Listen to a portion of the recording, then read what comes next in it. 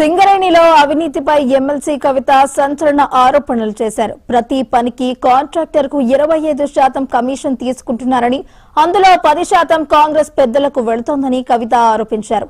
సింగరేణిలో అవినీతిపై చర్యలు తీసుకోకపోతే సీబీఐకి ఫిర్యాదు చేయడంతో పాటు సింగరేణి భవన్ ను ముట్టడిస్తామని హెచ్చరించారు.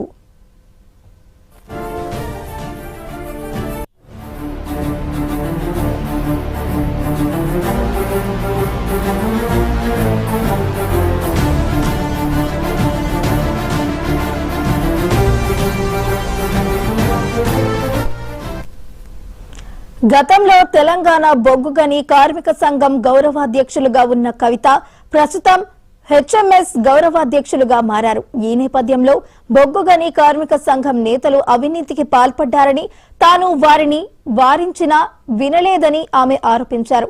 రాబోయే సింగరేణి గుర్తింపు సంఘం ఎన్నికల్లో హెచ్ఎంఎస్ విజయం సాధిస్తుందని ఆమె ధీమా వ్యక్తం చేశారు.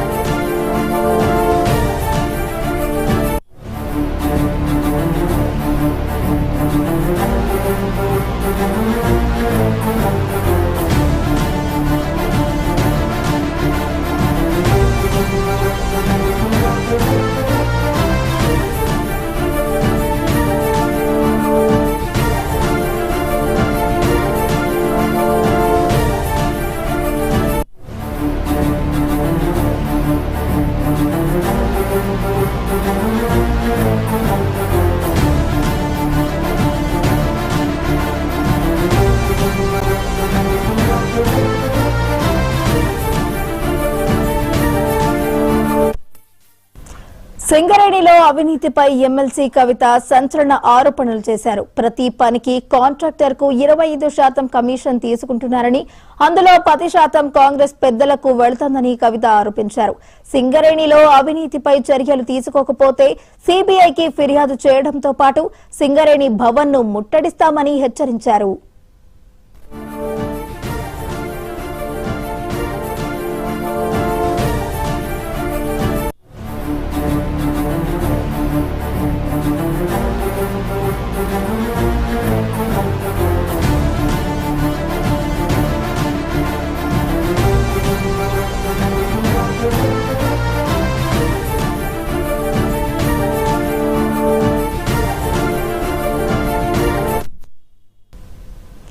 సింగరేణిలో అవినీతిపై ఎమ్మెల్సీ కవిత అయితే సంచలన ఆరోపణలు చేయడం జరిగింది. ఇక ఇదే అంశానికి సంబంధించి మరింత సమాచారాన్ని మా తెలంగాణ బ్యూరో చీఫ్ సుధాకర్, అలాగే మా స్పెషల్ కరెస్పాండెంట్ రామ్ నరేష్ ఇద్దరు కూడా లైవ్ లో సిద్ధంగా ఉన్నారు.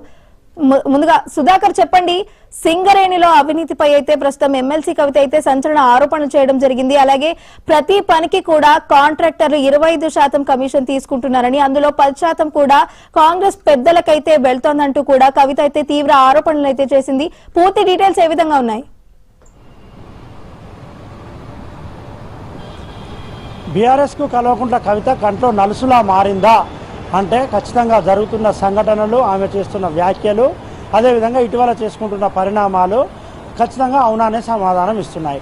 కల్వకుంట్ల కవిత వరుసగా వ్యాఖ్యలు చేసుకుంటూ వస్తుంది. అదేవిధంగా తెలంగాణ జాగృతి శ్రేణులు ఎక్స్లో పెడుతున్న పోస్టింగులు, అదేవిధంగా వారు బయట మాట్లాడుతున్న మాటలు బీఆర్ఎస్కు ఖచ్చితంగా నష్టం చేకూరుస్తున్నాయి. నష్టం మరింత వాటిల్లే అవకాశాలు కూడా స్పష్టంగా కనిపిస్తుంది. తాజాగా ఆమె నిన్న చేసిన వ్యాఖ్యలు సింగరేణి కార్మిక సంఘాలకు సంబంధించి సింగరేణిలో కల్వకుంట్ల కవిత గత కొన్నాళ్లుగా గౌరవ అధ్యక్షురాలుగా ఉన్నారు. ఆమె గౌరవ అధ్యక్షురాలుగా ఉన్నప్పుడు తెలంగాణ బొగ్గుగని కార్మిక సంఘం అధికార గుర్తింపు సంఘంగా సింగరేణిలో ఉంది. ఉన్న సందర్భంలో కూడా తాను గౌరవ అధ్యక్షురాలుగా ఉన్న సందర్భంలో కూడా సింగరేణిలో తెలంగాణ బొగ్గుగని కార్మిక సంఘానికి సంబంధించిన నాయకులు అవినీతికి పాల్పడ్డారు. అవినీతికి పాల్పడకూడదు అంటూ తాను వారించిన వారు వినలేదు అంటూ ఆమె వ్యాఖ్యలు చేశారు. అంటే బొగ్గుగని కార్మిక సంఘానికి సంబంధించిన నాయకులు అవినీతికి పాల్పడ్డారు అంటూ ఆమె స్పష్టంగా ఆరోపణలు చేస్తున్నారు. తెలంగాణ బొగ్గుగని కార్మిక సంఘం అనేది బీఆర్ఎస్కి అనుబంధ సంఘంగా కొనసాగుతుంది, అనుబంధ సంఘంగా ఉంది. అదేవిధంగా తెలంగాణ బొగ్గుగని కార్మిక సంఘం గత ఎన్నికల్లో పోటీనే చేయలేదు. అదేవిధంగా ఆ సంఘం వాపును చూసి బలుపు అనుకుంటుంది అంటూ కూడా ఆమె వ్యాఖ్యలు చేస్తున్న పరిస్థితి ఉంది. అంటే తెలంగాణ బొగ్గుగని కార్మిక సంఘాన్ని ఆమె డైరెక్ట్గా అటాక్ చేస్తుంది. బొగ్గుగని కార్మిక సంఘాన్ని అటాక్ చేస్తుందంటే బీఆర్ఎస్ని అటాక్గా చేసినట్టుగా మనం భావించాల్సి ఉంటుంది.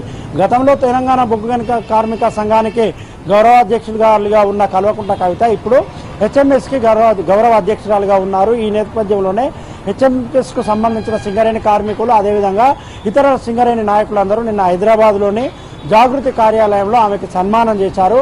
సన్మాన కార్యక్రమంలో పాల్గొన్న ఆమె చాలా ఆరోపణలు చేశారు. ఇప్పుడు ప్రభుత్వం పైన ఆరోపణలు చేయడం ఒక ఎత్తు అయితే, ఇప్పుడు ప్రభుత్వం పైన విమర్శలు చేయడం ఒక ఎత్తు అయితే, గత ప్రభుత్వంకి అనుబంధంగా ఉన్న సింగరేణి బొగ్గు కార్మిక సంఘం మీద ఆరోపణలు చేయడాన్ని మనం ఇక్కడ ప్రత్యేకంగా చూడాల్సి ఉంటుంది.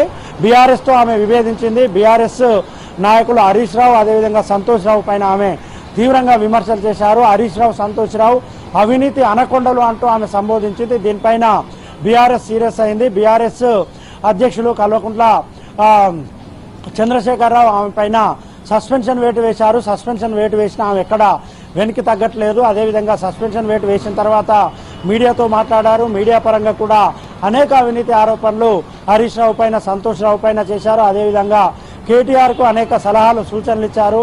అనేక జాగ్రత్తలు పాటించాలని కోరుకున్నప్పటికీ పార్టీకి కల్వకుంట్ల కవిత వైఖరి, కల్వకుంట్ల కవిత వ్యాఖ్యలు, కల్వకుంట్ల కవిత తీసుకుంటున్న రాజకీయంగా తీసుకుంటున్న చర్యలు ఇబ్బంది అవుతాయని భావించిన కేసీఆర్ సతీమణి శోభమ్మని కవితకు రాయబారంగా పంపారు. ఒక రకంగా దూతగా పంపించారు. ఒక 6 నెలలు నువ్వు సైలెంట్గా ఉండాలి, సైలెంట్గా ఉంటే మళ్ళీ పార్టీలోకి తీసుకుంటారు, సైలెంట్గా ఉంటే పార్టీ నష్టపోదు, అదేవిధంగా కేసీఆర్ ఆరోగ్య పరిస్థితి లేకుంటే పార్టీ నష్టపోతున్న అంశాలు శోభమ్మ కవితకి చెప్పే ప్రయత్నం చేశారు. కానీ ఆమె ఎక్కడ వెనక్కి తగ్గలేదు. సశే మీరు అన్నారు, తన పని తాను చేసుకుంటూ పోతా అన్నారు అన్నట్టుగానే వ్యాఖ్యలు చేస్తూ వస్తున్నారు. సింగరేణి బొగ్గుగని కార్మిక సంఘానికి సంబంధించి సుమారు 40,000 మంది వరకు కార్మికులు ఉంటారు. 40,000 మంది కార్మికులు 30 నుంచి 35 అసెంబ్లీ నియోజకవర్గాల్లో వారి ప్రభావితం చేస్తారు. వారి ప్రాబల్యం ఎక్కువగా ఉంటుంది. ముఖ్యంగా గోదావరి బెల్ట్ ఏదైతుందో గోదావరి బెల్ట్లో ఎక్కువగా వారి ప్రాబల్యం ఉంటుంది. అలాంటి ప్రాబల్యం ఉన్న చోట కల్వకుంట్ల కవిత ఈ వ్యాఖ్యలు చేయడం ఖచ్చితంగా బీఆర్ఎస్కి చాలా నష్టమైన అంశంగా చూడొచ్చు. Right, thank you Sudhakar.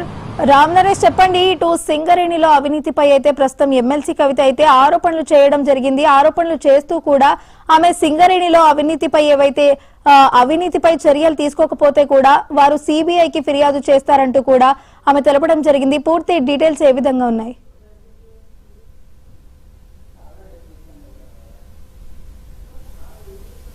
నీతికి అధికార పార్టీ అండదండలు ఉన్నాయంటూ కూడా కవిత సంచలన వ్యాఖ్యలు చేయడం జరిగింది.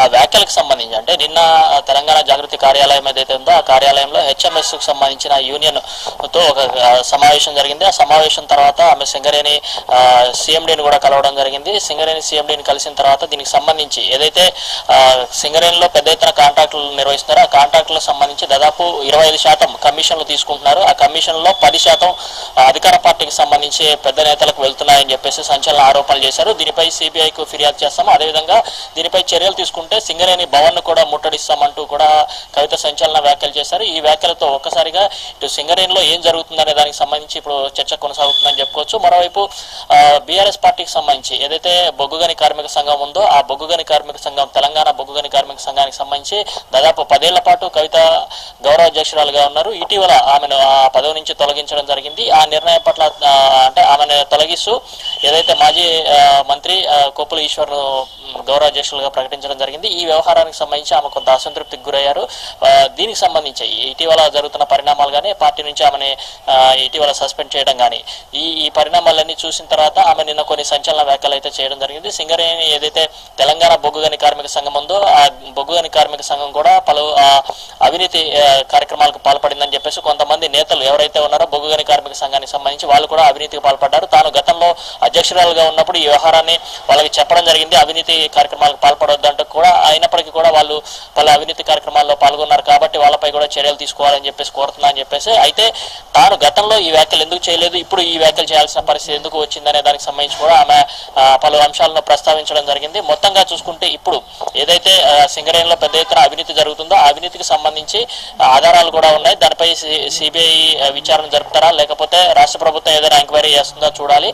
ఒకవేళ అలాంటి విచారణలు కనుక జరగకపోతే తాము త్వరలోనే సింగరేణి ప్రధాన కార్యాలయాన్ని ముట్టడిస్తాం, అదేవిధంగా సిబిఐతో పాటు కేంద్ర సంస్థలకు కూడా దీనిపై ఫిర్యాదు చేస్తామంటూ అంటూ కూడా కవిత సంచలన వ్యాఖ్యలు చేశారు. ఏదైతే తాను ఇప్పటివరకు 10 సంవత్సరాల పాటు గౌరవ అధ్యక్షురాలుగా పనిచేసిన తెలంగాణ బొగ్గు గని కార్మిక సంఘం ఏదైతే ఉందో దానిపై కూడా తీవ్ర ఆరోపణలు చేశారు. అక్కడ ఉన్న నేతలపై కూడా ఆరోపణలు చేశారు. ఇదంతా కూడా బీఆర్ఎస్ పార్టీకి నష్టం కలిగించే అంశంగా భావిస్తున్న పరిస్థితి అయితే ఉందని చెప్పుకోవచ్చు. వైష్ణవి.